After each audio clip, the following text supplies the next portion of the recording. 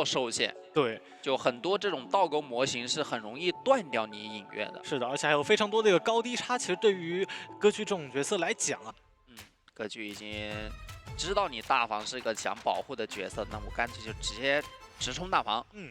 而且这样的一个选点，他来看一下雨梦那个追击思路，就是要奔着这个医生去追，医生也没办法第一时间上2楼，这个位置想要来波截断，能截到吗？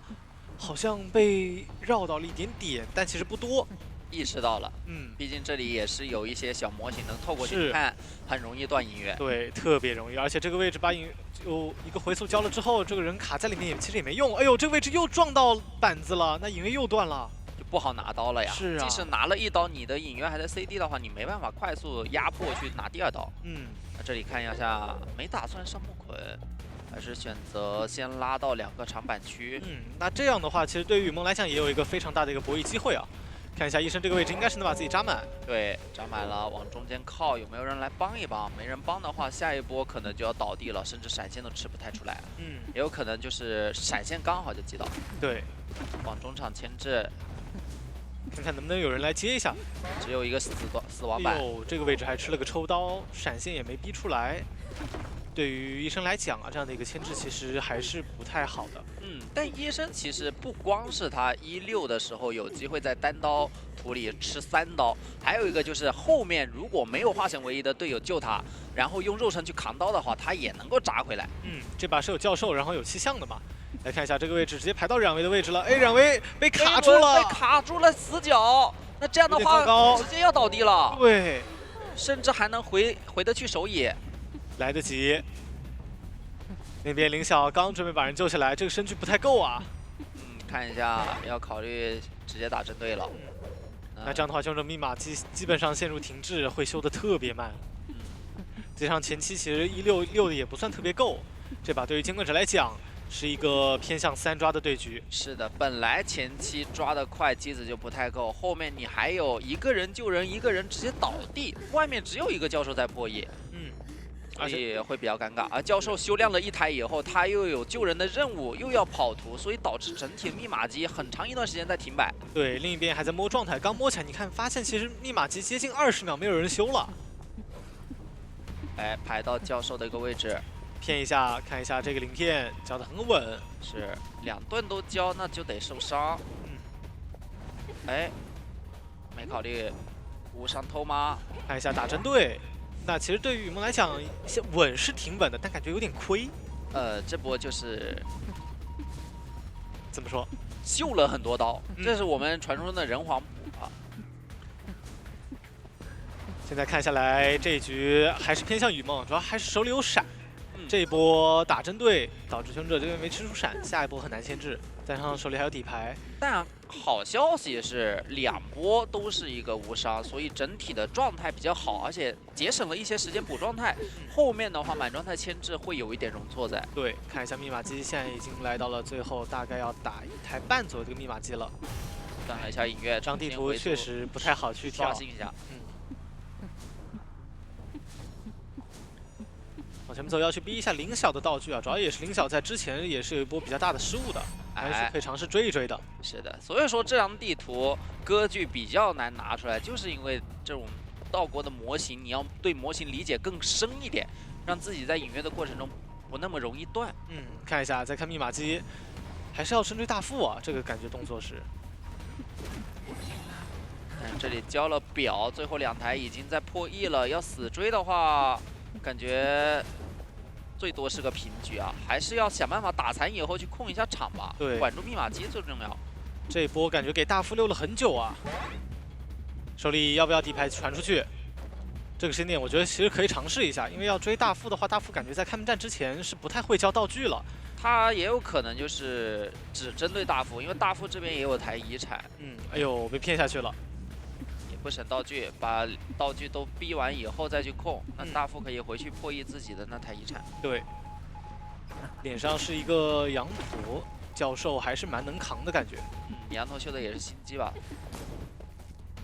又骗到鳞片，选择直接主动交掉。那另一边密码机其实已经差不多了，能压好。哎，这里失误了，断了一下影院。那这样的话已经压好了，求生者可以贴门。而羊驼提前断掉鳞片，也是为了开门战的时候有机会拖出来这个鳞片。是的，雨梦这个时候把手里的闪现先传送，不着急要开始控场了。中间肯定是会卡着一个人的，所以雨梦现在要做的就是尽快去把羊驼击倒。但羊驼这里的话有比较复杂的板区，再拖一会儿，6秒后鳞片也好了。那感觉应该是一个偏平的一个走向了。地窖就在这边，传送意识到不太对，传送落地，求生者都已经散开了。看到大福手里没道具，那可以考虑针对一下。还想着往回看一看。这个位置主要是还是断影了。有个小鳞片，如果这个鳞片弹到刀，冉维再来一个强风推后的话，来得及吗？先一个强风推开，哇，推得很远，一波回速到脸上。冉维这个位置被架住了，不太好走，感觉得2个人都冲，然后牺牲一个了。飞轮顶掉，很漂亮。那这样的话，林晓还在脸上，还没把冉维逼出去，冉维还有一个强风操作的空间，很危险啊，雨梦。哎，击倒，哎，失误了，这个身位压得太前面了。但这里能爬出去，所以必须牵起来往外面挂，而你挂人的时机就灵巧就能走了，能不能丢下来？这里丢下来，对，然后把人架在这个位置。看能不能短板博弈，把林晓再击倒，就有多抓面了。来了，另一边羊驼要赶过来，但是这个身距有点太远，这个位置应该是能先把冉维挂上的。是的，问题就在于开门战的时候，这个羊驼它是半状态，即使挽留结束以后，它也是能被一刀击倒的，就看这个鳞片怎么博弈了。还在排，刚刚有亮了一瞬的耳鸣吗？应该是猜到了，这边教授肯定要过来。选择牵大副，那这个时候羊驼赶紧贴过来，但这个椅子离这个门口实在是太近了。看一下羊驼这个位置要博弈了，放到脸上，那大副能不能交个自愈救人呢？片来不来得及交？一定要撑住。哎，交的非常好，特别漂亮。看一下有个回速机会，回速落地，两个求生者只能走一个。强风摁住，哎，强风摁住，非常漂亮。传送落地，哎呀，还差一点感觉。大副的自愈还不太够，因为他刚刚一直在爬。哇，那这样的话，两边这个操作也是势均力敌呀。最终一个平局。还是打得蛮惊险的，就求生者这边也是有脸，就通过选点吧去进行一定的迷惑，让监管者以为啊，他可能放在大房，他可能是带化险为的，实则他是个带牵制天赋的，而放在危险点的人，他看似是站出来准备牵制的，但实则他站倒是使团可能会比较稍微好处理一点的角色，但是那里有高低差、绿和爬，有很多这个化身猿人泰山的这个点。对的，中场还有一手布偶师啊。来看一下追击目标放到哪边，一波直线包直接去找中场这边的三叶了。三叶也有意识，提前拉点吗？也没有碰了一下密码机。但还好他往大房拉，这样的话大房就得让出来。吴奇应该是透到了大房那个人的一个拉点的。对的，凯波手里本能这个身体其实拉得很快，下一波就要进入一个猫的范围了。是的，这里甚至哇，感觉再近一点落地刀都有机会了，直接隔墙晕到，2连晕的话晕很久，来得及吗？还是来得及，把路易交出来。那往前面转的话，下一只猫其实也快了，因为2只猫是连踩的，所以直接进入 CD。这里选择主动交路易回身去抵消，炸猫炸到了。那下一波他的一个路易不一定会好交啊。是，短板还是能够保证自己有一定的不吃平地刀的身距，那就下一只猫再逼一个路易了。整体的一个交路易的速度还是蛮快的，太快了。对，炸猫路易交出来很稳，但是马上就可能要接闪了。吴奇也是担心击倒以后连1阶都开不出来，选择在持续时间内拿1刀再说。反正也没什么受击加速嘛。这只猫的一个位置很刁钻啊，把位置全部封死了。这就是绝活呀！对，它的猫不是说我要怎么样去咬你，而是通过分裂去把你要进的点提前封住，而你要进这个点就必被晕。1分15秒左右的一个击倒时间，加上前期求生者全部都拉点，密码机修的也是比较慢的。现在的一个木偶师他自己下移就能交路易嘛，所以说可以考虑不带化险为夷的队友先来救一波，反正离得也近，甚至来说还有这个激励能给一下队友。对，看一下第一波把小鳞片骗掉，第2波猫咬中。下一波的话，感觉对于全人来讲啊，这个节奏掉的还是蛮多的。密码机修的不算特别快，是的。加上这个路易交出来之后，其实对于三叶来讲也没什么牵制空间了。这个隔着地形能把激励上一上，但还是得倒。哎，对的，住了。这把现在看起来还是偏平，因为化纤维哪怕套出来时间也不太够，密码机修的不算特别多，还有一场要补，中间还有时间差。凌云已经提前贴过来了，摇了表，准备进行一个压迫救人。看一下这个位置想闷，能闷得到吗？有点难，身具还是比较安全的。是，闷到了一个纸猫回去，真就有可能救不下。对，看一下这个位置。第3段表。在范围外，那感觉要救的话有点危险啊，要不就不救了。猫消掉了。对，这个时间卡的还不错。对的，应该也是心里有计算。哎，好像追错了，跟丢了。对呀。那这样的话，要不底牌切一下，切成移形去找一下。都是大斧，这分得清啊。那这样，现在幸亏是有一个2阶2段跳，也没有断很多节奏，加上打出双倒，其实机子还算比较慢。那三叶的一个牵制，其实看下来啊，3波牵制也算够了。对的，毕竟只带了一个化险为夷，没有牵制天赋的情况下，确实牵制能力是比较有限的。倒一个角落挂的久一点吧。对的。这一波无期把移形也交到。挂飞一个人上，那后面求生者就可以把状态都补满，然后去打一个后期的拉扯工厂了。对的，密码机跟上一把一样差，都是1台半左右。就看一下选手们的一个拉扯功底了。运营起来，现在武器很难续上节奏啊。看看往中央走，前面这个耳鸣马上就要起来了。起了。但这个人应该不太想去找，在绿河位置离密码机又远，然后又不太好追。已经摆好架势了，能看到就是密码机分布的都比较散。回头看到是凌云，我觉得凌云可追一下。是开门战前给他道具逼光嘛，使徒就有一个多抓的可能性。而且你还真别说，使徒其实是挺克制大斧的。而且相对来说，我觉得开门战的一个3抓面，使徒还是比较高的。对，是有的，不比歌剧差。凌云想要升表。没问题，省下来了。但是机子差的还是稍微有点多，得救一波。但救一波的话还是有危险。这个时候我觉得卡着卡着，突然去管遗产会好点。看一下手里机子马上好，因为救下来的话，肯定是能压好密码机，而大副又省了道具。但我觉得吴奇也可以接受这样的一个节奏，因为他到时候开门战手里还有移形可以交。哎，弹到了一波，教授打的也是非常稳定。然后拉回来，想给一刀，飞轮躲掉，漂亮。那猫的持续时间也差不多到1半了。大副太能做了，机子压好都没过半。对，根本不用怕。那这样只要稳稳的救一波，开门战可能针对教授还好点，教授也不着急救。操作是想打针对，针对能量呀。猫也交了，那感觉稍微能牵制一下。教授里面还在冷却，针对教授。就看这个能不能第一时间击倒了。先走位扭猫，飞轮没好，走位直接晕过倒了。手里还有移形，可以去找大副。大副手里还有怀表，但是这个时间你再挂人门就开了。这应该是也要求平。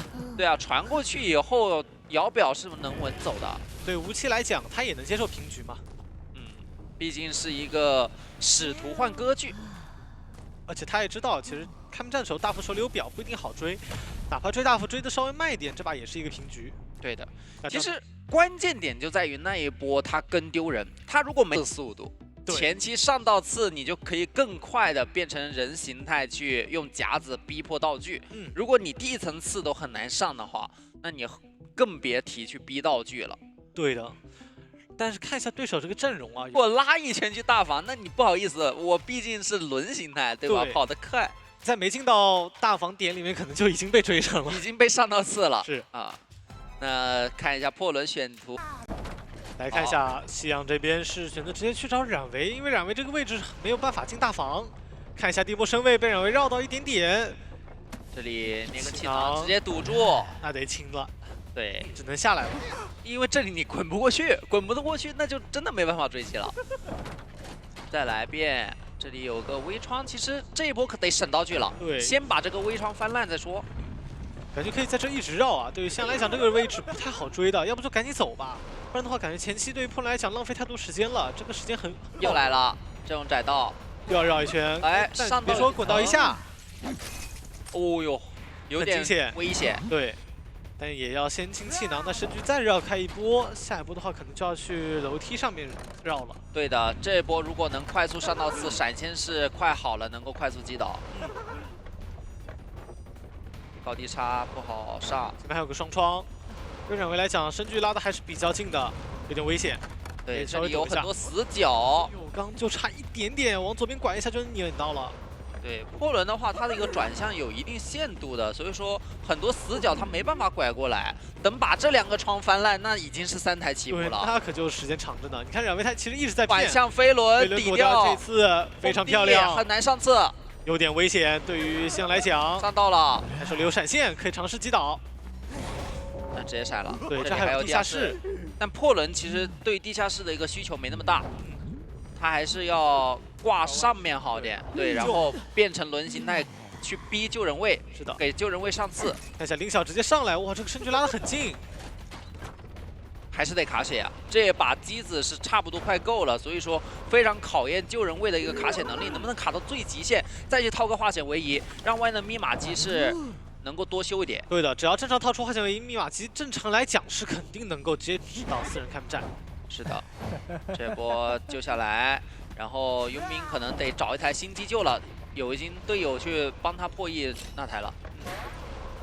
然后下一波也就让脸上的羊头再来进行救援，但看一下夕阳这边会不会提前意识到，然后等到击倒冉维之后去压迫这个飞侠的位置。冉维也不溜了，就倒的离椅子远一点，然后尽量的不干扰密码机，这样去拖一拖这个挂羽时间。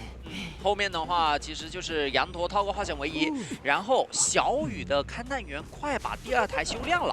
能修亮以后，3个磁铁过来 ，OB 一波，说不定就能把佣兵新秀的那台拖够。对，但夕阳这个位置肯定不会让你修那么舒服，过来干扰一波，要去找这个羊驼，能找得到吗？现在手里2阶是开的，这个位置如果说撵到刺不一定好救。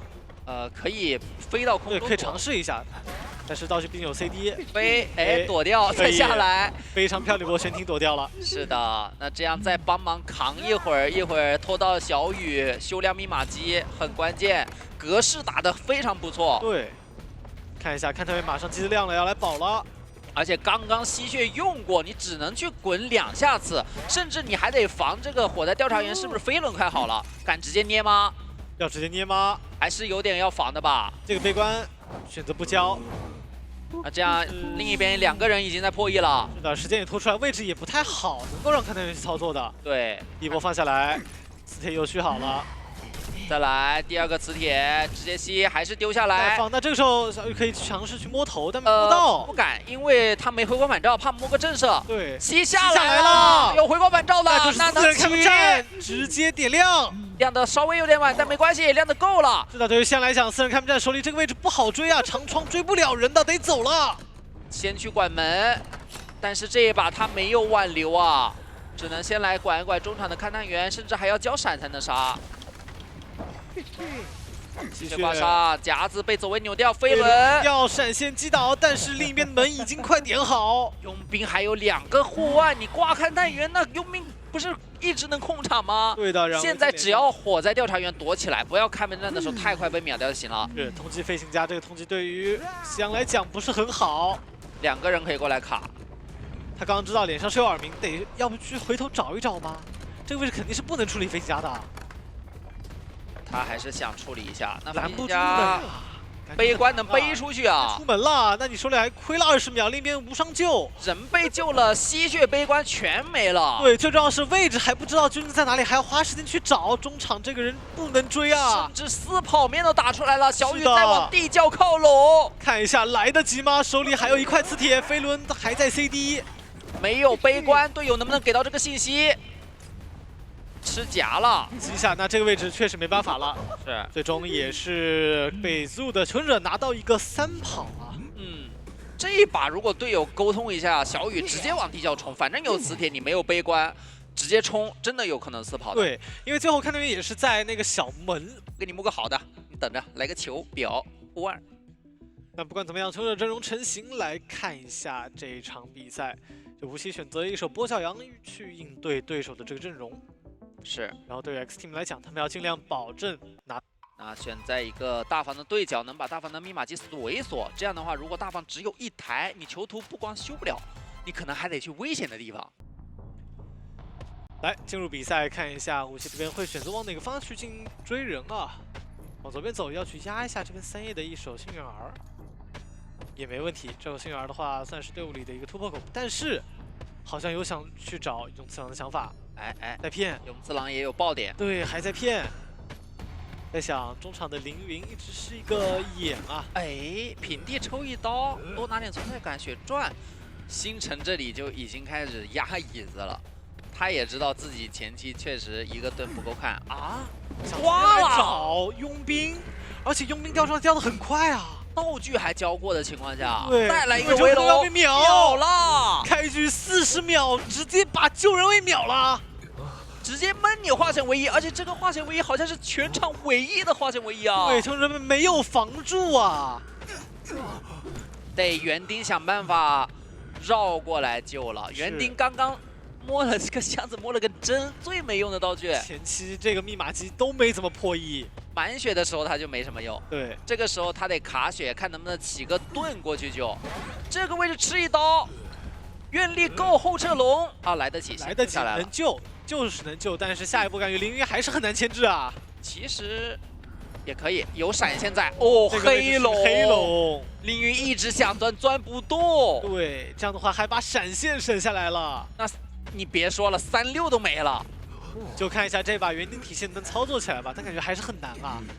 这你敢来操作跛脚羊闪现加围龙，对，就直接给你掉了呀，续上节奏了。是啊，那刚刚也还好，真套是派上用场，自己扎了一下。勇次郎过来救，就看一下为3叶的密码机收的快不快了，他是有一个极限玩偶的。这里再被外面拿一刀是真救不了，所以只能队友过来分担一下救人压力。那密码机又修的更慢了。星辰过来打算救第2波，没续起来，直接给一刀。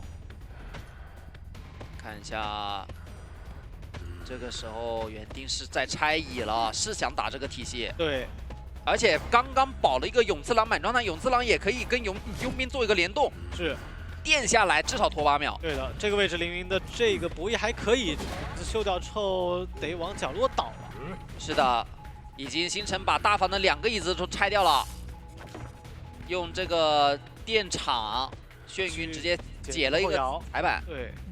得修一下，但这样的话，其实对于星辰来讲，10秒 CD 是完全能够的，还能再来拆。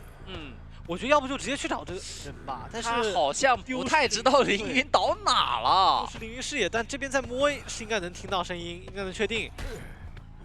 这里还有脚印，应该是能确定这个人在哪儿的啊，而且还有勇次郎的一个电场在隔墙垫下来了，而且人家跳出去。落地刀，那还能再给一刀，带走了这个拆乙的一个体系。对，我觉得这个位置其实是可以直接给凌云一刀，然后把凌云去一个笼子挂到远端的椅子上去啊，也可以，至少是破解掉了这套打法了。对，因为跛脚羊是能够穿越地形的嘛，他不怕园丁在近点把椅子拆了，就怕远点的椅子也可能被拆了。哎，这里直接过来，落地，园丁摸到很多的情况下，直接把他击倒，而且大房是台大遗产啊。对的。这把对于球人来讲，密码机不太够了。S Team 已经通过一个囚徒加园丁的体系，能在拖出一个不错的时间情况下，但是又一次陷入了危机。这波大房的机子不够，而且底牌在我随时可能踹你一脚机子。是的，这个位置如果囚徒吃一刀的话，下一波不太好救啊。愿力还不太够，是得等一等。那应该就是稳稳的逼救吧，逼救。对于无锡来讲也想打个针对，因为手里愿力其实没那么多。对，攒一攒，先挂人后修机，机子是肯定慢鱼的。打针对了，打到。那囚徒也把飞轮效应交出来，那也差不多能知道这个囚徒可能没有回光返照了。但他保了一个满状态很关键，保满状态的话，你后面救下来人，还可以救人，包括你还有一个电场，还有一个强电流。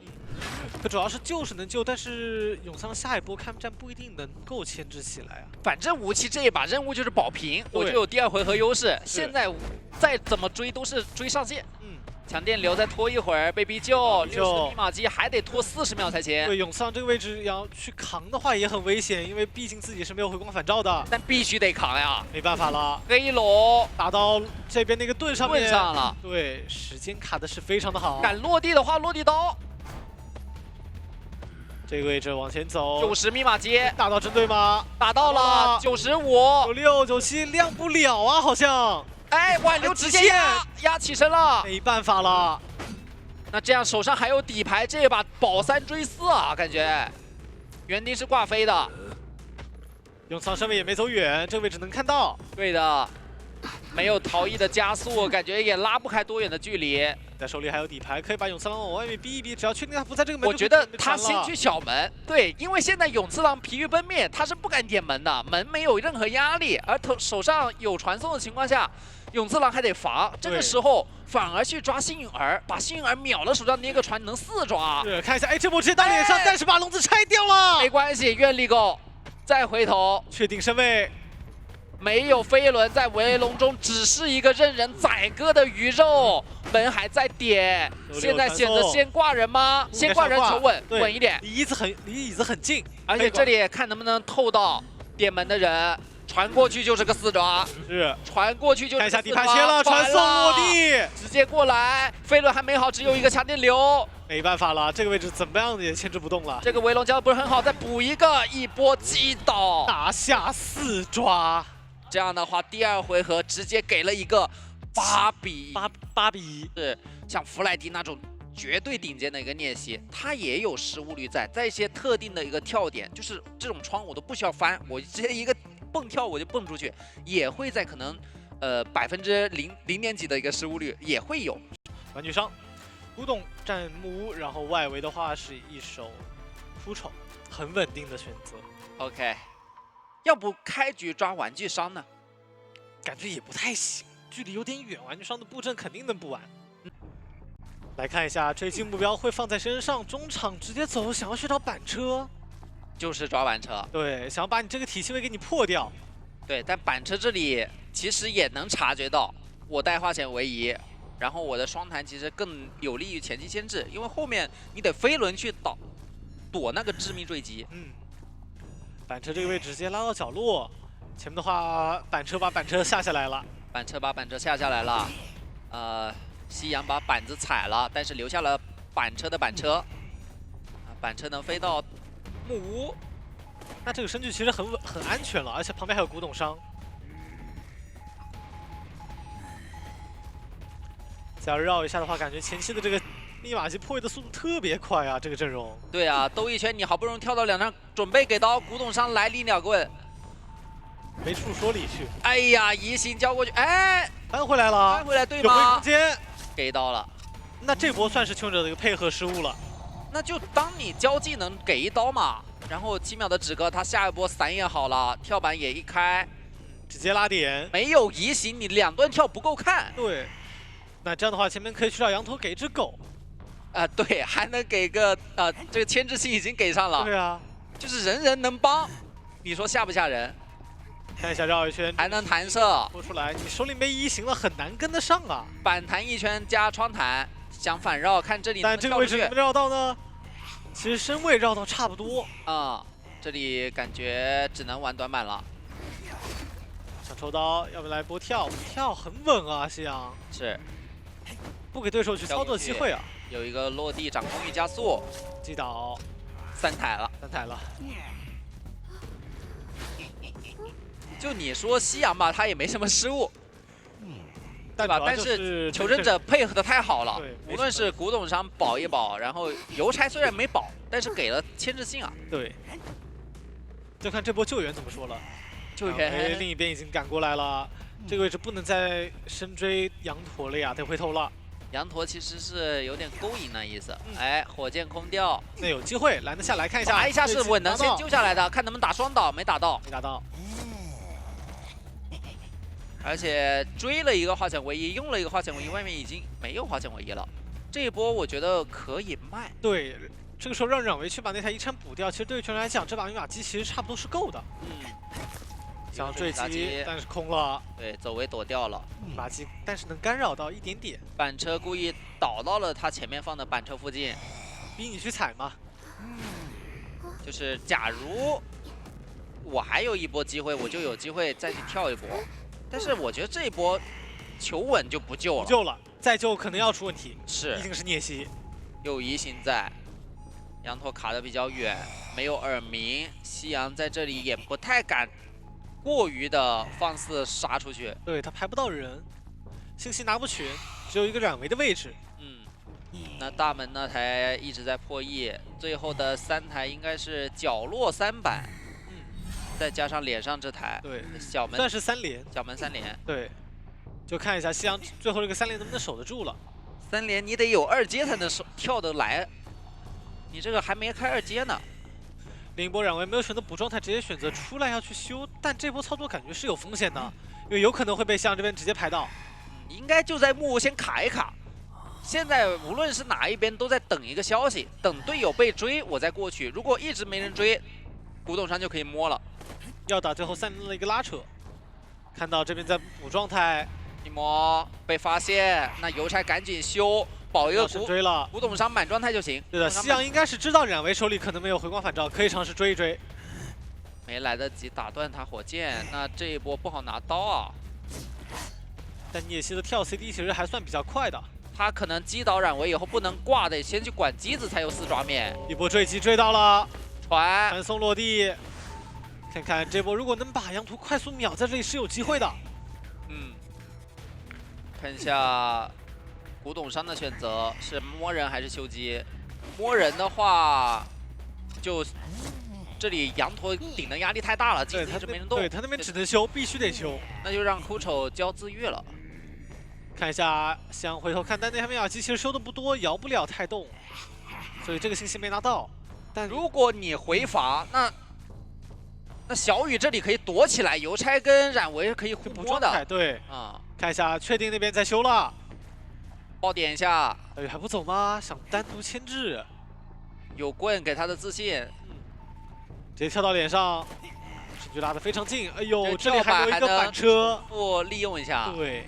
来自板车挂飞以后最后的馈赠啊，不摸了，直接修。毕竟你控场也得耗这个体力值。是，然后中场还能再卡一个人。主要是这边密码其实已经被偷很多了，所以求生者是有这个底气去打拉扯的。是的，甚至求生者就是一旦感觉到要4抓了，那我其实就硬跑一个，直接强亮不管倒地的人了。对，这波要换位。换位的话，给到夕阳控机子的机会吗？一会儿看能不能传过去，但好像来不太及了。对，这个时间有点极限，能压了。但这把多抓面是很大的，都在小门这边半场。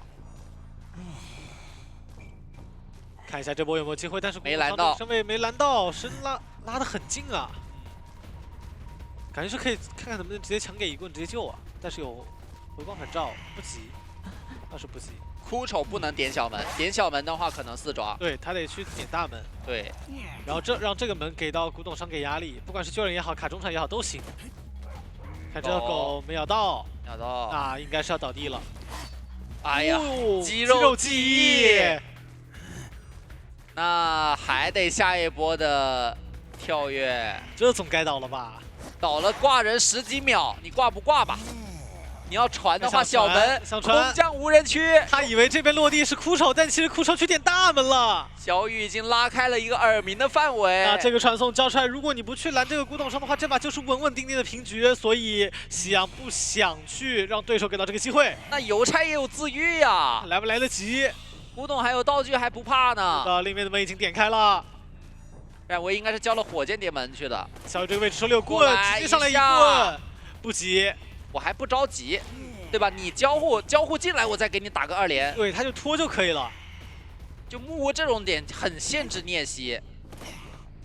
哎呦，这个位置没跳过去，那身位拉的还是比较远，对古董商来讲很安全。对，应该要2段跳，然后拐到这个板区的位置的。是，现在小雨过去之后就可以在这等，你要跳下来，我就准备再给你一棍，你不跳，那就是稳稳的2棍。这不是平局的问题，是3跑的问题。对啊，这边还有地窖的。羊头的位置他不知道，羊头已经快走到大门，快出局了。啊，这把对于香来讲好难处理啊！再来2棍，10秒止戈，往前一这站，把有机会能够拿到3跑，要3跑了，到3跑了。这个小手一点办法没有。那么这把拿到3跑，已经是总赢了。让我们恭喜ZOO战队获得本场比赛的胜利。就是本来就是应对你的跛脚跟歌继续打的这个阵容，但是感觉没有打算打配合了，对，就是打一个个人牵制。哦，选择船底也一样。就这个位置的话，就是追大船的，因为胡景轩这个大船的位置的话，其实对于歌剧来说限制不是很大，对吧？不过这个点位的话，其实枪还算跨船底，但是找的位置是找的大门的守墓人啊。那守墓这边的话也是提前拉点，直接到了船头的附近，看一下，应该是能排到的。这个位置耳鸣还是比较明显的。那前面的单板的话，给到操作空间就比较小了，这边下铲感觉一刀就要打出来了。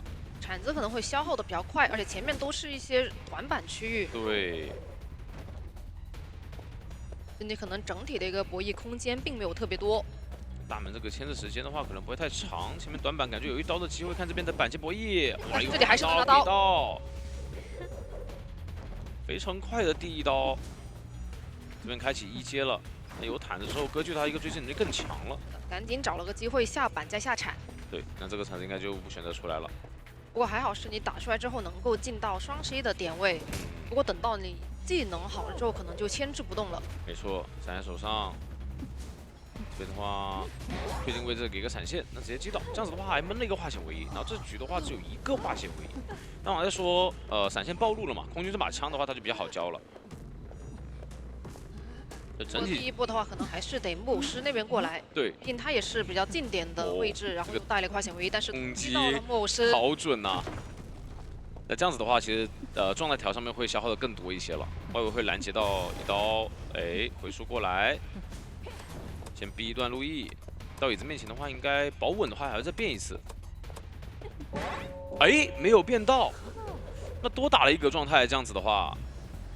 而且下来之后，其实玉林那边已经是没有牵制空间了。是的，因为对于木偶师来说，他有个很关键的机制啊，他是补别人的状态，他才回自己的状态。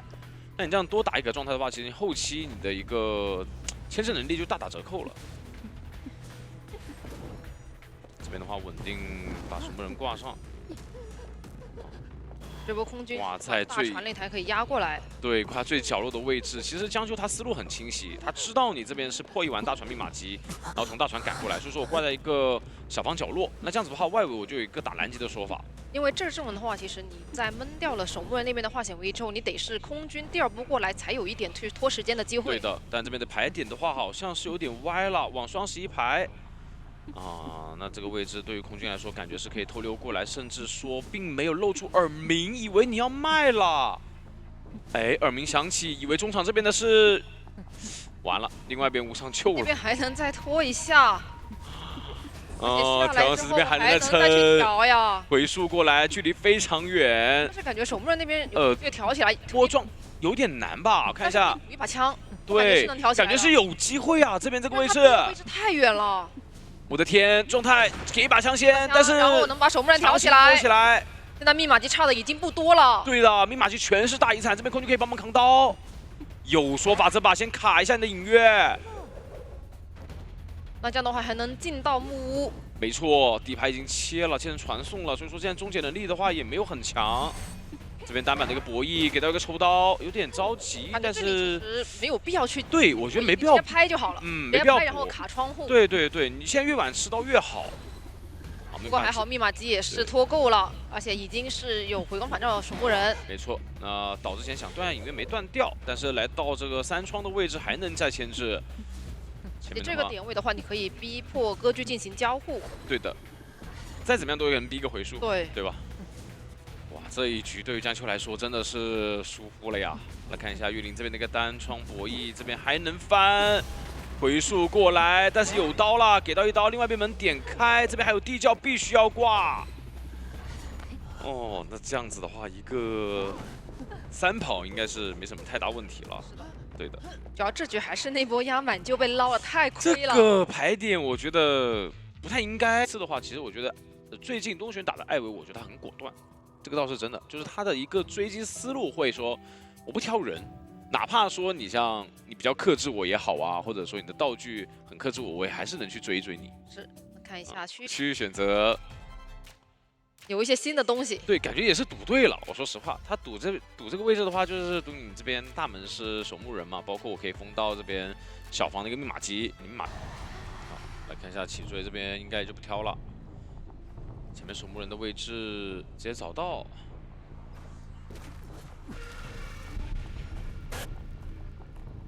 哎，这边49的侵蚀度其实上的不是很多，但是对于东旭来说应该是不挑人的，直接就选择直接追了。但我觉得对于成都机器来说，应该是有考虑过的啊，就是知道你会可能选择艾维，一个喷没有喷到，但侵蚀度来到了59，很极限。那这边没上到60的话，其实还没有拿到那个拿刀的一个斩杀线呢、还是属于比较安全的。对对对，那前面的话应该选择正善进板。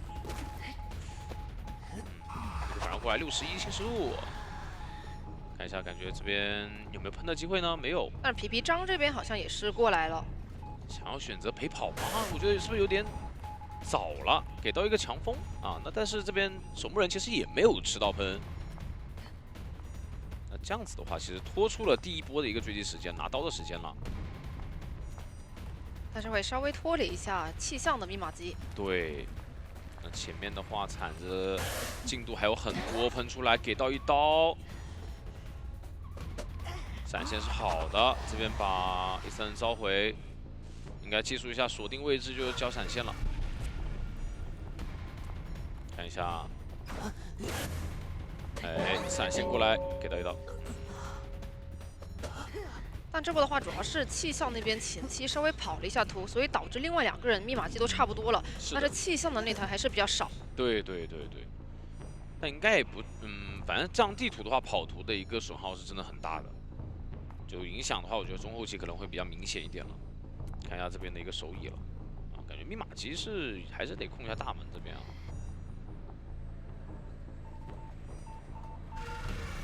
继续一下。这边直接掏下来，不给刀吗？给刀，我们扛一刀。但守墓人这边铲子的话，其实进度不是很多了，有一丝了。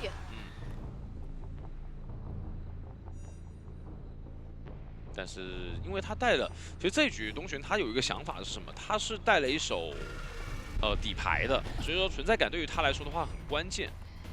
好，这边的一个落地下来是一个22的侵蚀度，然后并没有张狂的情况下，你要开启2阶还很难受。喷到一下，那前面的话14人如果再喷到就可以击倒，看一下这边能不能喷到，能不能躲掉？哎，没躲掉。那其实这一波的牵制时间，我觉得已经是牵制出来化险为夷的时间了，因为你咒术扛了一刀之后，其实给到枯草去转到这个区域的一个说法，对，不然本来就可能倒在那边了。对对对，拉出了很久的一个时间，而且你虽然说闷掉化险为夷，但这波咒术的救人比化险为夷时间更久，对吧？那外围的话还有一个魔术师带了化险为夷，而外围的2台密码机的进度我们能看到是已经来到30-40的一个状态了。先选择落地下来控一下外围，赶一下刚刚救完人的皮皮虾。对的。那皮皮虾那边因为提前已经跑路了，所以并没有去给到一个身位。那现在只要压满18过来卡着这个救援，那边去调状态就行。对，这样的话后面也不会续图的节奏。找魔术棒，但这边的话落地下来看一下侵蚀度就58，但前面的短窗好像是能翻的，那还能再牵制啊？这样子打的话，现在给到了。但是这一波救完人，其实外面已经是调好了咒术的状态，这样的话你后面其实续节奏并没有那么好续。对，这个调整时间非常快的。那前期这个开局的留的密码机，我觉得就有出作用了。那等于说现在外围3台密码机都有进度，而且3台的进度其实都还挺多的。对你控哪一台的话，其实对于学方来说都比较好去应对嘛，我都可以去选择让另外2台去修，只要轮流去修就行。是。好，看一下这边的话，应该是船底那台马上要开了。那这样子空出3个人，然后1人1台密码机，只要你14人跟本体各追一个的情况下，我另外一台还能修，那这一局对于东玄来说控场还是有点难度的。是，而且这把的话，因为木屋其实还剩了一台密码机，如果实在不行，其实你去起那边都行。是的，木屋附近的那台。是吧？这边的一个魔术棒直接反走翻窗，啊，那这样子的话，一个窗弹出来还是没有拿刀的机会。前面那个单板下过了，这边感觉是没有，但也没关系吧，还是给一刀了。中场给压力，技术了一下，然后选择再去追18的位置。啊，侵蚀度很高，这波落地应该是直接倒地了。不过18那边是没有携带一个回光返照的。对的，有一个魔术棒，看这个魔术棒怎么交，就硬等你侵蚀度。东玄很聪明，这边看一下，再下一个板，但是这个逃片还是出不去，一个喷给到一刀。那外围2台密码机都有进入，但这局有个问题，就是咒术师这边是没有带回光返照，对，魔术师也没有带，对，都没带回光返照。而且近点的这个是皮皮虾。是的。啊，但是这边已经有2个猴头了，看一下。先选择拖一拖，把伊斯人控过去小房，是把密码机压好了。压好了。对。而且这波就乙的话，其实可以攒自己的猴头啊，我感觉。其实就差一点点。但对于东玄来说还有机会，因为这一局他带了底牌，其实开门战还有说法的。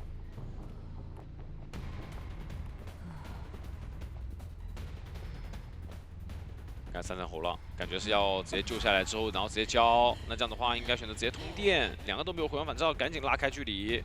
不过伊斯人那边已经是提前在小门对的，但是你3猴交了，代表说你现在身上没有道具。虽然说你双弹飞轮的话，但你操作空间还是很小。这边有一个飞轮闪现直接交过去，接到这刀。对的，那这样倒地时间非常快，而且倒的位置是大门，这边能挂过去，小门还不敢点。哇，这样子感觉这个场是要被控起来了。现在把咒术那边往大门去挂，那你18那边其实也是点不了的。是的，还在抢点门吗？这边把伊斯人技术一下，然后把人再挂上。这边的话，我觉得对于东玄来说，他可以去考虑真3，因为你毕竟你刚闪现交了嘛，你就可能不太考虑这个真4了。而且已知18这边肯定是走不掉的。是的，是的，是的。他现在就算要走地窖，其实也是得做咒术师的一整个条才行。对，就考虑真3就更好了。那这样子的话，也是把魔术师收倒，另外一边小门点开，也是随着现在学校出门也是拿下一个3抓啊。对于东玄来说，那第一回合，哎，直接一个6比2拿下了。你像之前的话，他的记录员啊之类的，我们都知道嘛，就熟练度很高。因为他真的比较适合选那种稍微带点控场的角色。对。纯追击可能打的还没那么舒服。这样子的话，我就一个直接控2台。哎，这样的话你很早就可以开始控了。是的。但好，那这边也是直接往18这边赶了，因为知道你这个阵容的话，18这边道具肯定是用不完的，所以说先追你幸运儿，那我这样中后期控场上面会比较好一些。也是往小门这边赶，但是平地的追击的话可能会有点吃力。哎，也是等你出来再翻窗。不过这里因为是有连续的一些交互点，所以还算是比较安全的。对的，但这个位置蓄力刀有吗？没有，距离杆拉得很近啊。那前面的话再交一个球，看一下这里出来翻板。啊，前面是闪现不好，基本上很难有刀的。就前期其实台球手很多时候就是等一个闪现好的时间，对，然后去闪开。那如果说你前期先给到一刀，然后再闪现终结的话，这个节奏就会比较快。那也是给到外面一个控场先，然后再进行追击。闪现好了，看这个位置，闪现给一刀。啊，18他也不躲。上还有个表。对，他也不交道具，也不躲。因为他现在的话可以利用自己的一个道具，然后看能不能把你的主流给废掉。是的，而且你过来的话，其实这个闪现还是得吃，还不如说稳稳的先吃，然后我再捏着道具去牵制。没错，那这样子的话就可以把你整体的一个击倒时间给拖后很多。所以说打出来，怀表一摇，蓄力刀能打到吗？打到了。哦，那这样子情况又不一样了。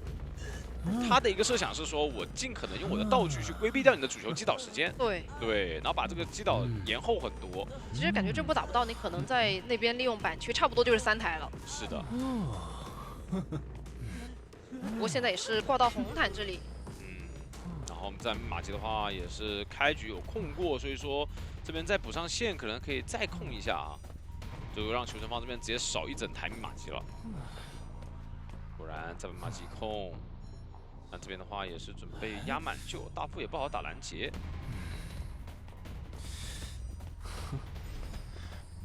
所以说，其实开局的天赋，我觉得更多还是让幸运儿这边带个双弹飞轮会更好。我觉得大概率就是追幸运儿的，没什么。主要这个位置的话，确实，你可能追别的还没那么舒服。对的。然后看一下，这个是马机要退回去，但是人倒远了，然后再控一下小推的密码机，哦，控的好准。因为他其实你会发现他在刚刚的追击上面，其实球用的比较少，更多的是把球用在控场上面。然后把人往红毯一挂，然后这边可能还能再去干扰一下大副的一个破译，密码机还不够。是的，而且你好像还能再退一次，主球一打，能躲是能躲啊，但是这边谁来救呢？让小推的来，小推密码机又要退。而且那边红毯其实修的也不太舒服。是的。强势这边是没有化险为夷的，所以说对东线来说打到针对的话有机会哦，但是打了一刀，强势，但这的话也是没有什么牵制空间了，还是要倒。我就保证幸运儿那边能够直接倒就行。那开不了了，这台密码机，这还差太多了。是的，所以说本来这个圈我觉得是不是带错人身上了？这个真的是挺难受的，因为你这把你想一下。主要你幸运儿可能比较难活在外面，对，主要是望者可能不一定会给这个机会。调香是你这边带的这个双弹，那你这样子补多一个化险为的话，双弹化险为我觉得也没关系。是的，现在红毯那台本来16下来其实是差不多60多，现在修了半天又退了一下。是的，这样回到这个机制打，先骗个香水，等你回香。哦，一个砸板，很好的博弈，那这样子活出了下一瓶香水的时间。看一下这里。出来，反过来骗到了。那这样子的话，很快就有刀了。刀，但是回到香水了。但手上的道具是已经都没掉了。嗯，然后再控一下小门密码机。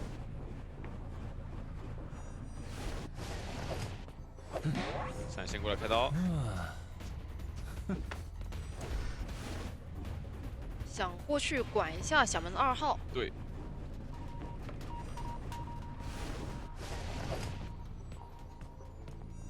小推是被修开了，那现在的话就是红毯跟小门2号去打一个拉扯。是的。看他们要不要选择先补一下状态吧。那对于东玄来说的话，就消耗道具嘛，然后我去等一下自己的闪现。因为现在其实你只要密码机不动，我消耗的是皮皮虾那边的牵制道具，然后去争取一个调香跟大副互补状态的时间。是，然后而且他这一波因为也是知道把弓箭手的位置逼离的比较远，所以想要去排一下外围2个人。看能不能排到这一波的话，先控场。控过来，这边没有耳鸣，大概率知道2个人补状态能排到吗？这个位置出球比较难排到的。对的，而且小门那个密码机如果走太远的话，其实弓箭手他是没有掉状态，他敢修的呀。现在是发现了。对，但状态的话，小唐师这里不交主球也不行，还得交主球，主球抓一下看能不能躲掉了，但是位置被压住。这的话还是有一波击倒的机会。还是有一刀击倒。但外围密码机已经来到80多的状态。大副那边是翻了一个护腕。对的。这边挂在红毯的位置，要提前救啊！这个必须要压过来，因为你在给球的时候，他就得救人了。先把球给到大门，把人救下。道具已经换上了，这边选择打大副吗？他们2个表啊，拖闪现嘛，对东西来说保平。对对对。这样的话就先等。就台球手还是比较好保平的。2个表直接选择开了，不给你等闪现。那这样子的话，对于库草来说，我觉得有机会，所以选择换追一下皮皮虾。皮皮虾这边的话，道具也是很满的，但是过来之后还有10秒左右的一个闪现，有说法吗？大门地窖球在控场，剑没有给到，但这波其实他后车弩，但是难牵制对，因为当时龙骨弓没给到的话，后车弩没用，飞轮骗出来，给一刀直接击倒。大门刚刚主球控过，所以说门的进度会比较晚一点。不过这里的话也是挂在这边也两边没有再去争取的空间了。是的，是的，就一个保平应该拿下了。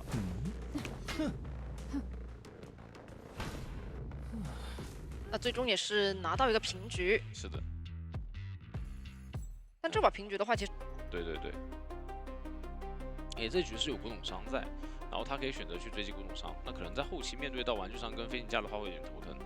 主要还是那个问题，你要去完成一个多，所以你绕下来的话，可能也并不会给到一个特别快的击倒，甚至说这个点你可以去找一下古董商帮。好，那这边看一下选叫猫，然后也是往上去赶。那这个阵容的话，找玩具商会有点吃力，其实。但前面的话也是追的稍微比较近，我觉得还是要赶到小房这边去找古董商吧。先踩板车，然后再去找古董。古董修的这么大胆吗？但其实古董商还是要跟使徒进行一个博弈的，是的，并不是说牵制的会特别的舒服。但是第一只猫的话是有惊无险的废掉了，而且特别是双弹古董商，我觉得也是有信心去牵制吧。我觉得更多是。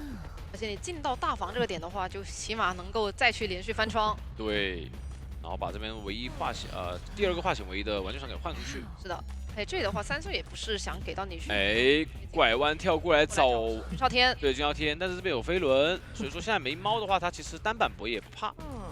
那只能等下一只猫把板子下了，这个再放板车再飞走。跳。手上是移形，再看一下香梦的一个选择，这里应该还是要先交猫吧。移形过来落地，那再交猫过来，有一刀了。但是我觉得把技能憋了拿第一刀，其实对于纯方来说完全能接受。但有个不好的消息就是说，我这边是没有化险为夷。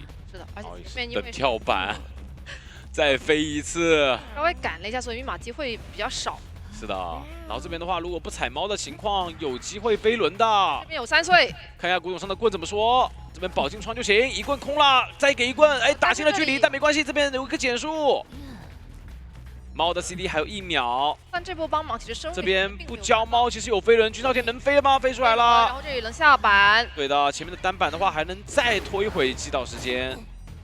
那这里的话就要倒了。对的，可惜这2棍没有给到一个眩晕啊。如果给到眩晕的话，这局对于香木来说就比较难受了。是的，因为对于君少天来说，如果你能翻到那个窗，其实转到墓地里面，它还是有能牵制的地方的。对。而且因为你技能也是交过了嘛，所以能够保住一个比较安全的身位。是的。不过场上现在也是差不多3台。没错，然后这边援也是第一时间过来救人。飞行家这边是没有化险为夷的，先选择交背包。落地下来有飞轮，跳过来飞轮，哎呦，飞轮收的还好，这个猫收的位置也失误了，还好就是能救。两边一来一回，好像无伤大雅。而且刚刚那波抽板子他没下，甚至说这个还又拖出了很久的时间。对，保住了这个化险为夷的时间了。而且现在他只要倒到那边去，还能解放中场的那台。对的，太可惜了，这个收猫如果收好的话，是有一个救不下来的说法的。再眩晕，再拖一下击倒时间。倒到这个位置，其实本身挂的已经很久了。这局有3跑面呐、这局如果说把人往红毯这边一挂，时间还比较久，而且佣兵还有化险为夷，甚至说佣兵我能卡一个最极限的状态去救人。是的，因为玩具商本身传送落地，知道去找密码机。对的，知道你要打什么套路了，赶紧过来控场，这边跳过来翻窗，没有2阶，所以说没有2段跳。所以你交完道具之后，其实飞行家那边可能也直接倒到那边去了。对，倒角落，然后也不会干扰到遗产。没错，这边的话也是刷血条，不着急，知道你的想法，没关系，佣兵我能拖。那对香木来说的话，有一波说法就是我们拖这个猫眩晕时间，对，看他能不能拖得很精准。救下来了，那不给他机会，打一刀，传送交过，玩具商往里面倒。对啊，传送交了，你这波怎么办呢？这波你只要好像确实角落就行了，因为你已经没传送了。对呀，你传送交了呀，门怎么管啊？完了，怎么搞？这个就很难办了。所以他现在想要赶紧去，来不及，这个位置来不及。他有护腕，他手上2个护腕直接弹就行了。佣兵板状态，2个护腕，你怎么拦我？那边护腕一拉已经拉到中场去了，再一个护腕直接到小门。这边焦猫赶路，但是门也是马上要点开啦。这边3个人冲门，纸猫过去，但板子没踩。这边3个人出门，那也是拿下个3炮，而且这边军少殿还有个自起，但是地窖的位置的话，稍微会有点距离了。对，地窖应该是走不了了。那这边的话也是打算去尝试一下啊。来看一下夕阳梦这边，小猫。这个纸猫过来2段跳，哎，但没关系，只要把这个身位架住就行。纸猫有点歪了一点啊。飞轮抓住你猫的真空期，想强行过去，但是也是被击倒了。那也是，哇！恭喜朱雀拿下本场比赛胜利啊！确实，这个传送交过去，艾维可能还是有挑战性啊。对，就是你说他克制艾维吧，他确实克制艾维，但是艾维也克制这个阵容，就是守门人和古董商这个点。主要还是看只要前期的一个击倒节奏够快的话，那就选择在了 S 版的位置。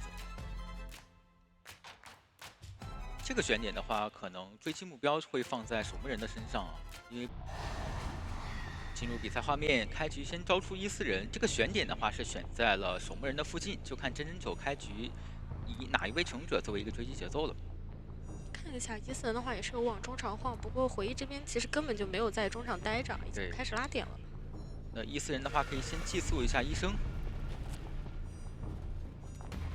传过来有点想直接追的样子，对他应该是想先本体驱赶一下医生的破译，再看能不能14人找一下外侧的使用者。是，那这边的话也是一个正战直接出了你这样的一个逃偏范围啊。对的，侵蚀值的话是一个50点的一个进度，目前来说还是比较安全的。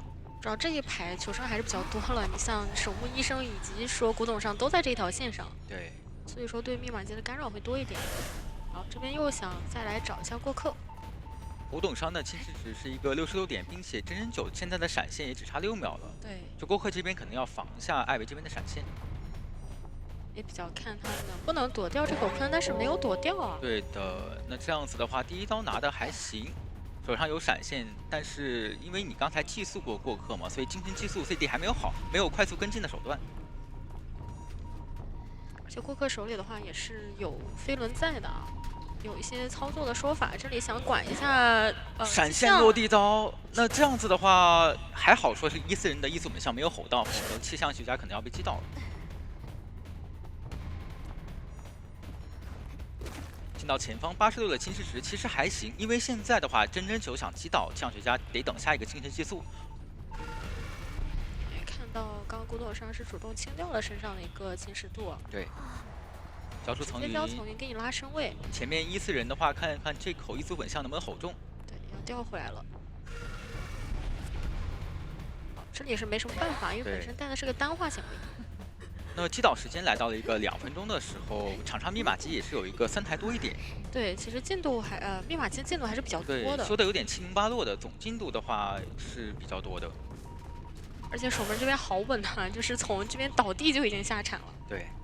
就害怕你这边艾维打一手拦截嘛，收下来。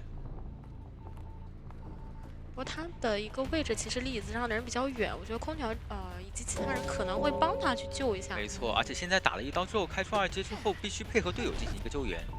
不过椅子跟前这个逃面没有传过来啊，所以说这边是保持了一个安全身位，后面是有机会再牵制一下的。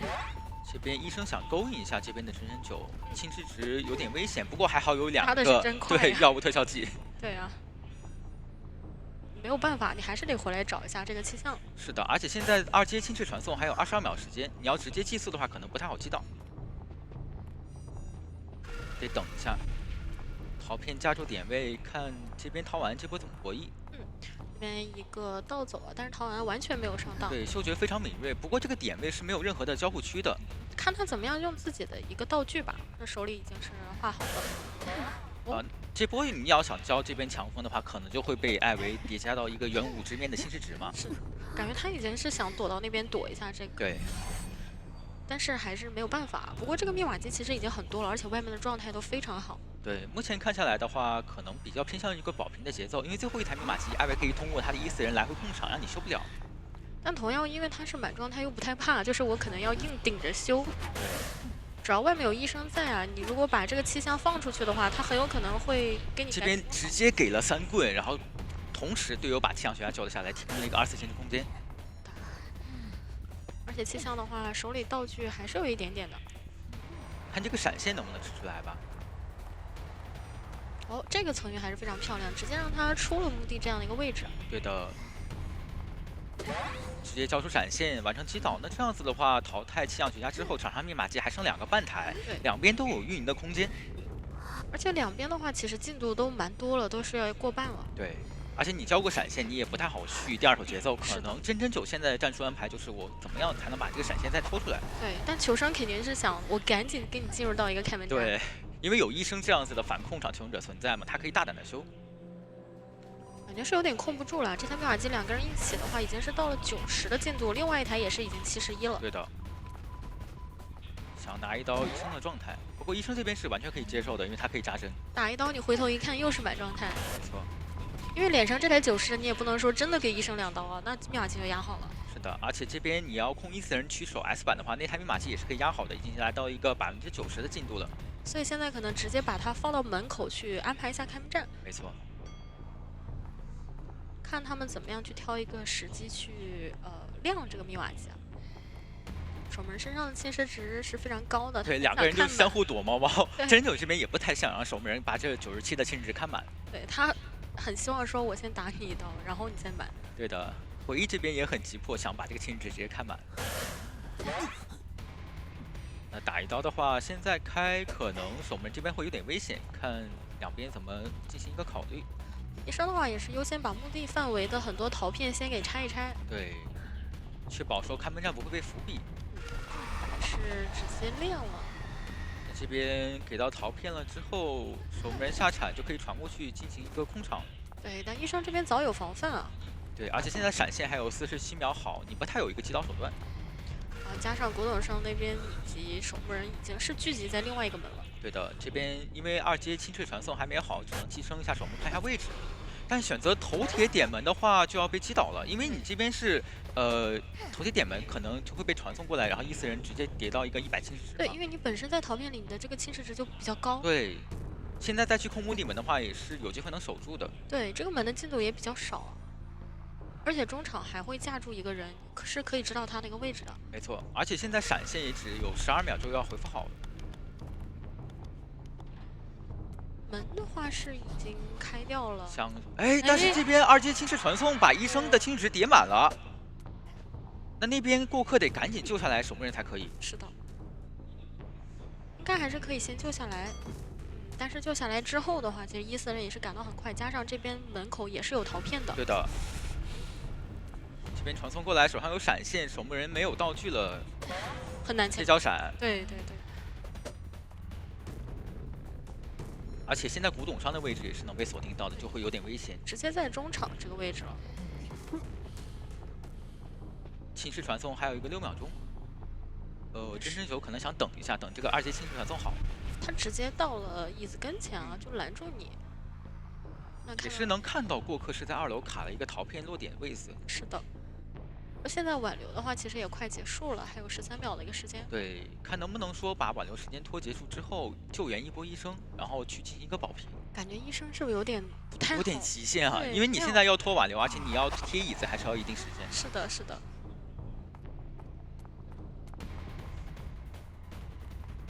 领先博弈直接救下来，但是针对刀打到了，对的。那没办法了。那在 BOE 上半场。ACT 真真9拿到了一个3抓，我觉得还是非常赚的，因为这个阵容的话，我觉得对于 WBG 来讲，已经是非常针对到你这个时空之影了。人家也是可以追击的。是的。那第一局就是双方的一个艾维的比拼。对，就看哪边艾维能更加打出优势一点。同样，捏捏这边也是一手绝活艾维嘛，他的时间度也很高，会选择在右梯形的一个位置。前期的话，其实艾维的追击节奏不会起得太快，还是以一个干扰逛为主。对，先去把求生者的破译速度给降低下来，然后拖到自己的闪现。好，进入比赛画面，开局先招出14人，找一下星焰，还是先压迫一下对面求生者的一个破译嘛？对。在这边陶片，不过哎本体也有点往这走想直接追的意思。是的，这手陶片也是稍微架住了一些心燕的位置。没有办法说再回到刚刚的一个长板，对，然后伊斯人的异族本相也是吼到了这边的木偶师。想去骗一手。不过心燕他一直卡在一个拐角处，所以说观察的还是比较到位的。对的，这边只要不吃下一口本体的异族本相就可以了。甚至说他先下个板，但还是只能在这个角落去卡一卡。对，而且这边伊斯人的异族本相又精准命中。对，主要还是开局那个激素陶片直接封住了你想交互的一个很好的点位。对的。那这样子的话，就等下一个精神激素，看怎么针对一下心燕的木偶师。这心燕还是优先给你拉开一个本体的闪现身位。是的，控一下伊斯人去干扰一下中场的破译。那本身是带了一手弹射的，这边也是交出自己的一个摆脱弹。哎，而且很细节，利用异族本相打断了心燕的翻板。这虽然说知道你要去闪现了，但是提前变身还是多拖了很多时间。是的，而且这边失去挡掉了控制之后，会有一段小加速，不过还是很可惜没有能进板。那这样的话，其实整体的一个牵制时间也大概来到了3台的一个进度，只要这把外面的2个化险为都在。而且木偶师交下来是有一点2次牵制空间的。是的，就你还是要多去针对一下他。陶片击出一下 S 板，但是 S 板的密码机开掉了。进度已经太多了，我就强行给你开掉。小圆明这边的话也不着急，他是可以直接过来进行一个压到很极限的半的进度救一救。对的，而且他手上有携带一手飞轮，救人压力不是很大。直接无伤救下来了，而且一个强风吹到，给到了2次牵制空间。无伤救的话还是很赚的。对的，现在艾维差一刀开出2阶段，所以说击倒木偶师还需要一点功夫。是他现在就很难受了，如果刚刚能再打一刀气象的话，对，一样了。前面的板区是开区被踩掉的。这一波是可以直接往前期被封住的这个板区转一转。对的，拿一刀开始接。失去又顶掉了侵蚀值，这波操作也算是拉慢了。是的，这波26已经拖了很长的时间。对，拖到现在我一直往角落里去走的话，你还是要追很久的。倒了，然后再挂上，要花很多时间。外面的第4台、第5台都已经要过半了。对，而且2台密码机相对来说离得也会比较远，一台是甲门，一台是墓地。再加上我再过来救这个人的话，他身上还有化险为在，还是能牵制的。对，得赶紧去干扰一下 S 板甲门这边小夜明的破译，但是甲门这还是比较多的一个密码机。对，哎，传错了，哎，又传了3次才传到甲门，那这个人还是先管一下这台密码机吧，那边人都已经被救下来了。先拿一刀气象学家的状态，那这样子的话，就看木偶师这边怎么去规避下一波的2阶侵蚀传送。对。我觉得想要再管伊森这边也不太现实啊，这个密码机是要亮了。但 S 板那台也很多，让捏捏这边本体也没有说，甲门这台也很多，加上你看到了守门就在这儿，这个陶片你是卡到了2楼下的，那守门直接去抢甲门。是的，对于心燕来说，他只要防下艾维这边的闪现就可以了。对。一个及时的盾铲，但是被异族本相给吼了出来。但也没有关系啊，因为大家都是满状态吃刀，也不会说被你秒在这里。没错，而且已经是在起了一台独栋的一台新的密码机了。对。想针对一下这边的气象学家，因为小夜明是没有携带一手不光反照的。是的。这样挂上了之后，甲门的密码机相对来说也就可以去破译一下了。而且一直有一个满状态在外面，所以说救援的话也没有太大的一个压力。没错，但是他们这波可能是考虑到，如果是木偶师修机的话，可能会被进行针对，所以说是直接让木偶师过来救援了。对，觉得你整体的一个焦点都会在破译的人身上。对的。那你在击倒守墓的同时，气象那边也被扯下来了。是的，而且对于求生者来说，这边守墓人换气象是完全可以接受的，因为气象学家是没有光反照，但守墓人有。而且他还有一个满铲，对的。而且气象和木偶是，甚至他有机会去调整一些状态。不过现在因为，独栋那台密码机的进度也比较多了。对的，已经来到了一个76%的进度。想传过来管一管。那另外的话，两个人其实刚刚就已经在椅子跟前等着了。是的，可以把守门人救下来，并且这边陶片也是拆掉，但是这个位置新念可能要小心一下。好，传过去再去控一下这边甲门的密码机。对，我觉得压力还是要让守门人跟气象给就可以了。对，因为现在毕竟妮妮有闪现嘛，还是要忌惮一下的。真的有点控不管，你看甲门这台都已经93了。对。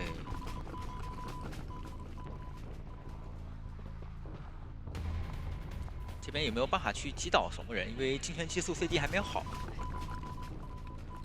看一下独栋的陶片被摁住了呀，没有办法进行一个传送。E4人又没有想调过去，那这样的话，其实那台妙瓦机是可以压好的。传送过来管一下气象学家。好，那这样子的话，能续上一个气象学家的节奏。对。并且它是没有回光返照的，是有一定保平面。是的，全者还是得强行救一波，但大家都是一个半状态。对，而且气象学家已经是一个2挂状态了，开门战有闪现，如果能快速击倒，这把平均面肯定是有的。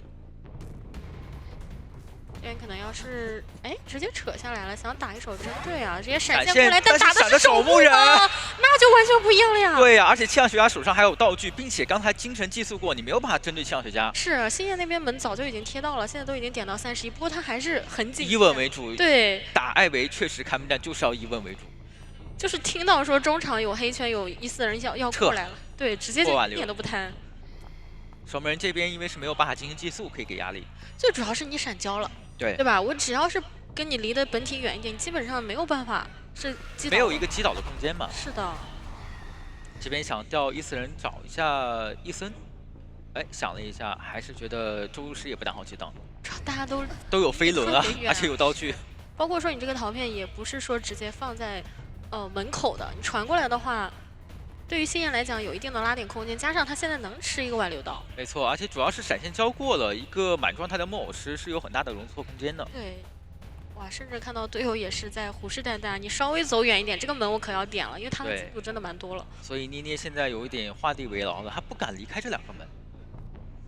但其实求生也不着急嘛，你的挽留时间肯定是要先消耗没的。对的，再寄宿一下周护师，补上一个学校门的陶片。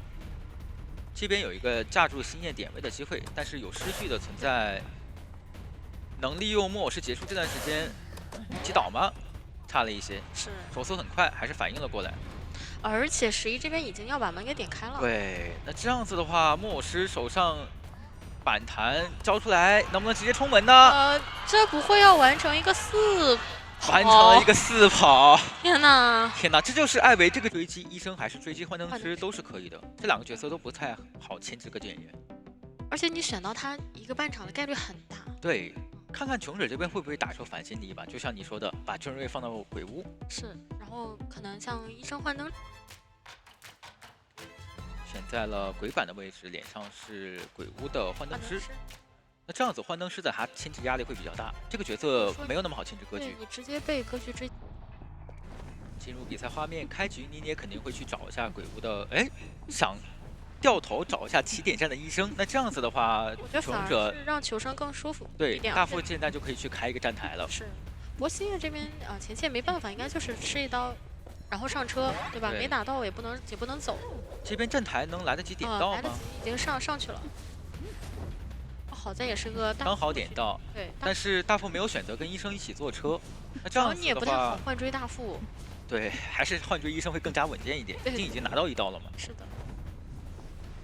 你要是换个别人来点的话，可能真要追了。那医生现在的话，能够自己回一波状态。甚至可以把这个状态直接奶满。对，他是可以扎满的。吃1刀，利用触摸效应再进行一个拉点。刚刚的一个半状态给扎上。对，但是这个移形的位置，这1刀能拿到吗？还是拿到的还可以。对，但医生已经吃了3刀了，还没有倒地。好在说他的2个药物特效剂都已经使用掉了。是的，后面的话就没有办法快速的回满状态了。没错，而且它是一个单飞轮的牵制天赋，要看这个飞轮如何博弈。躲了1刀，但是前面因为隐喻断掉了，所以可以起板。感觉进入到这个板区，其实还是能再多拖很长时间。是的，牵制时间可以说是多拖了一个10几秒。是，因为在交掉移形之后嘛，从2买1窗又溜到了这边的一个火木马，然后外面密码机的话是2台半。对，而且比较关键的一点是，伊森这边已经破译完成了，并且他携带了一手花显唯一，他是可以作为1救位去救援的。对，这样让对面的队友是完全不用松手啊。对的，这边想去压迫一下鬼屋穷者的破译，但是也是开掉了，也亮了，而且你也不太好去多摊他一刀啊。没错，而且有幻灯式的一个定格存在，这边伊森想去卡淘汰进度也是非常方便的。是。那我觉得这一波的话，星焰可能要往起点站去倒一倒了。对的，这边有点想搏一个手椅震慑。直接救下来，甚至是一个无伤救，无伤卡办。对。那现在往鬼板去走，也是让伊森这边直接去3站开一台新的密码机。没错。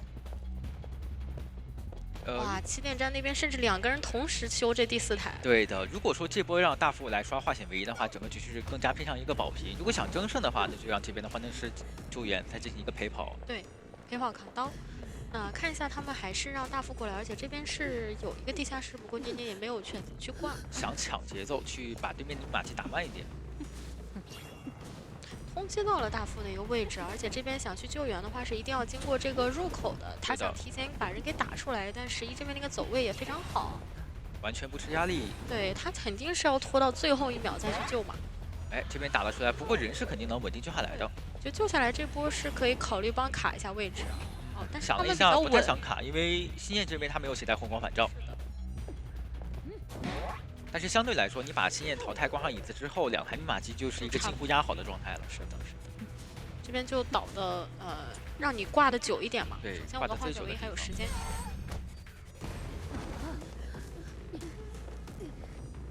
2台密码机也都是要压好的。对，进度非常快啊。对的，这边可以选择直接通电。哎，有点想骗一下，宁宁这边会切一手传送。是，如果你还传过去骗到了，就亮了。那就压好了。对，那现在只需要伊森他去围绕这个地窖进行牵制就可以了。是，哎，但是现在去中场的话，可能会错失一个追击目标啊。想去管一下起点站，但起点站是11的话，他是不太好。对，他是有怀表的。对，而且其实地窖是在起点半场，对，不在他是在鬼板的一个位置。那现在的话，只需要幻灯师赶紧走终点的一个门，然后让11去牵制到鬼屋的一个地窖就可以了。对，就有机会去争一下这个3跑。不过这个表提前被逼出来了。对，如果能再晚一点摇的话，可能争3跑的概率会更大一点。是的。现在的话就看小叶明的一个位子，看他到底什么时候走。第2段没摇到，不过还有第3段的机会，只要摇到了可以直接冲。队友还有多久出门，这个很关键。看一下第3段能不能摇到。摇到了，打到了大副，但是幻灯师能出门吗？幻灯师在哪儿？幻灯师出门了，完成了一个3跑。哇，这个战术执行真的是太关键了。相对来说更稳健，那肯定是各队员更稳健一点。但是真人9他就掏出一手台球手，他很有信心。对，主要是现在的一个优势也比较大嘛。台球手的话，我觉得作为后面所有队伍来讲，真人9选在了旋转木马的位置。这个选点他打法就很多嘛，他主要开局还是以攒自己的一个击球点为。进入比赛画面，开局的话视角是朝回忆这个方向看的。哎，有点想去驱赶一下佣兵的破译。主要是看到他是往外走了，不过还是最好不要追。找一下狮子龙附近的陶丸。开局就不急嘛，我先去通过我自己的走位攒一下自己的一个击球点，去压迫一下对面穷者的破译就可以了。因为本身就算是进入到了一个假想要的状态，求生者也是完全可以提前观察你什么时候退赶嘛。对，然后这边园丁的护盾持续时间差不多了，就可以去干扰一下中场密码机的破译了。是的，围住了中场的密码机，其实也赶到了空调的身边。这个盾马上就要掉了。对，还可以顺手再连一下2战密码机的破译。闪现还有7秒钟时间，那这局大概率也是一个闪现开刀的节奏。是的。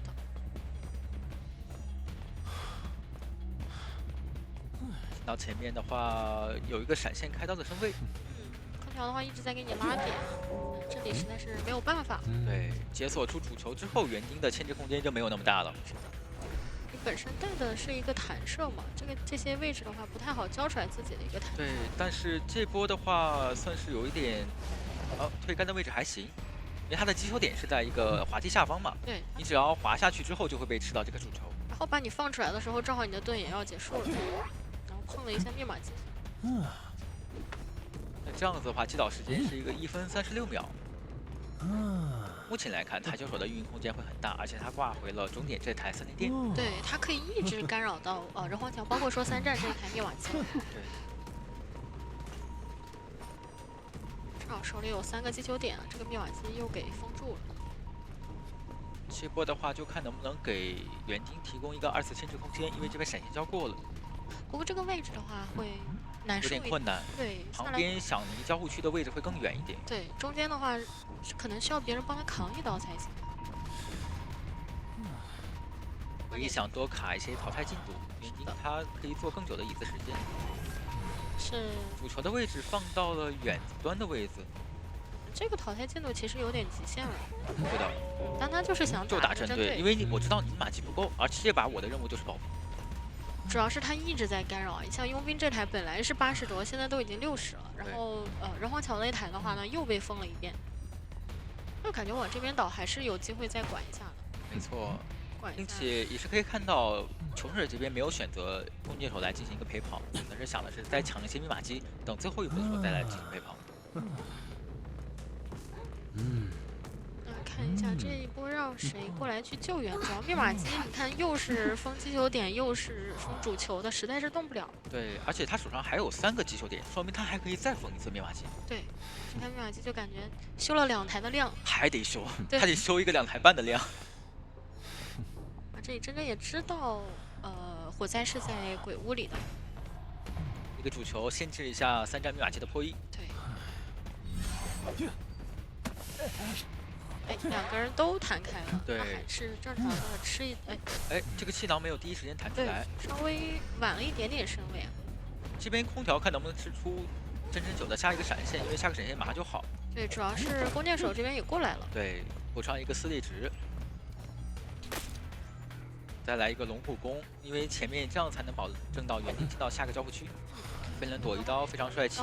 那这边哇，非常果断。击倒。这样子，你弓箭手的龙虎弓还上200分 CD， 得再拖一下。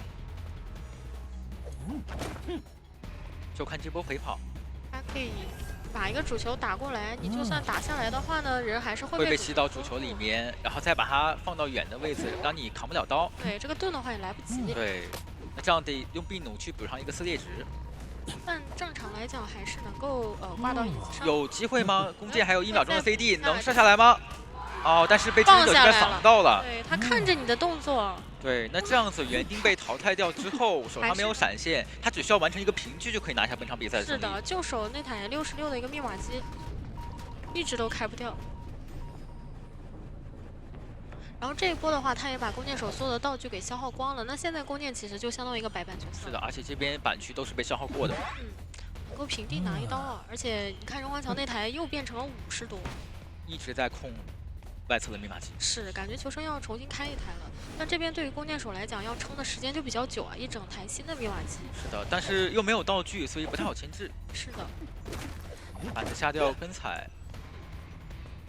2名双方求生者，这个惯性叠加的真的是非常夸张啊！力道，对，是的，而且感觉真真过来走路也特别快。对，那牵制压力很大。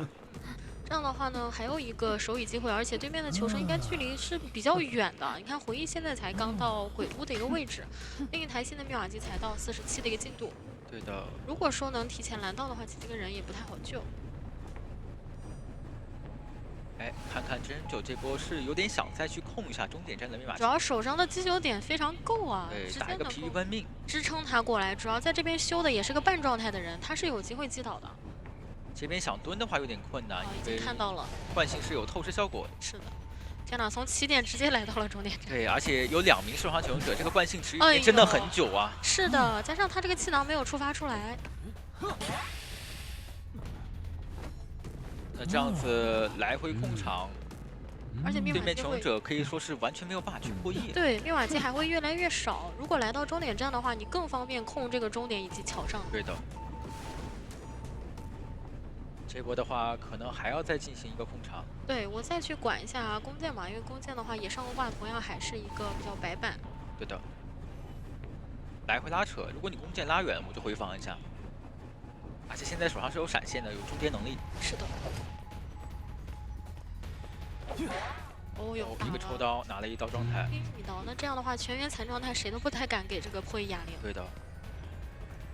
已经看到了郭克的一个位置，但如果他走远，那就不管谁在终点密码机旁边，我管谁。对的。只要你人皇桥不给密码机压力，那我就可以追外侧求生者；你给压力了，那我就会去追你。桥上都已经退到29了，很夸张。而且他现在击球点手上还有一个，因为他的击球点这把的利用率是非常高。对，在盯着终点的密码机，放了一颗主球，限制破译。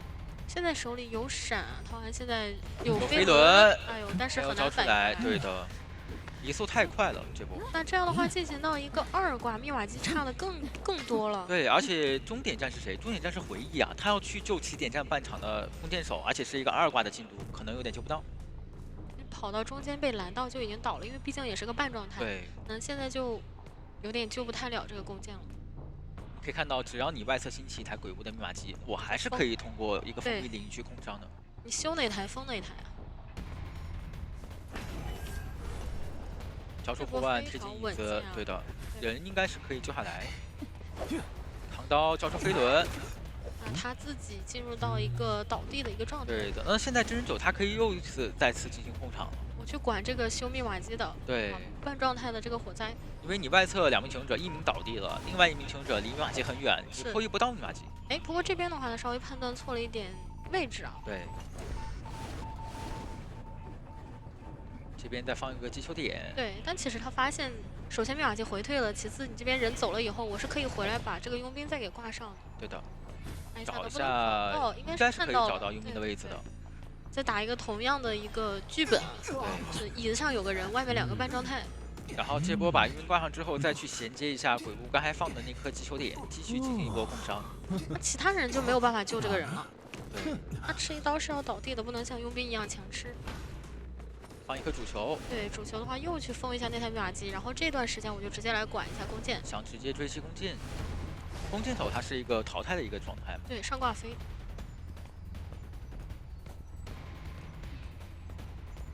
就是说现在看到密码机那边也没人动了，对，哇，这个惯性真的是叠加的很恐怖。你没有什么博弈空间，再加上你是一个非常短的一个小短板。是的，稍微一个拐角，这个刀气就打到你身上。那这样是可以淘汰掉弓箭手的。对。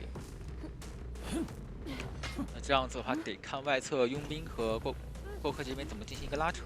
这台密码机真的是不止这一台，这一台另外2台都很难拉扯。本来那2台都已经70、80了。是的。现在都已经变成了0。可以看到真人9这个台手打法非常熟练啊，他是有一个自己的一套体系的。对，他的一个控场都是非常有效率的。对，一个教科书式的控场。啊，这里火灾他的一个气囊都已经消耗殆尽了。对，甚至真人9没有想交这个闪现，我把板子踩完之后，我还是可以击倒你。平地逼你就可以了啊！又是一个蓄力刀。啊，看火鹰那边是在翻箱子，其实现在摸一个针会比较好一点。对。针的话还可以防止这边出压嘛？对。魔术棒，这个魔术棒，一个牵制型的道具。啊，鬼屋那台密码机现在已经回到46%了。而且你看，短桥和终点的密码机，一个是0，一个是27%。再加上台球手，我后面只要击球点比较够，哇，我这个位移是很强势的。对的，利用魔术棒扛个刀，但是还是会被击倒。啊，另外一边火灾也是交起了自己的一个自愈，现在就是消耗一下双方的一个自愈。对，这个赶路能力还是非常强的，直接就回到了起点半场。判断一下他大概的一个方位啊。是的，这边起点没有响耳鸣的话，那大致能知道是鬼屋这边的求生者。甚至都看到这个密码机开始在抖了。对，因为确实无处可藏嘛，只要我这边推干了之后，就会有个透视。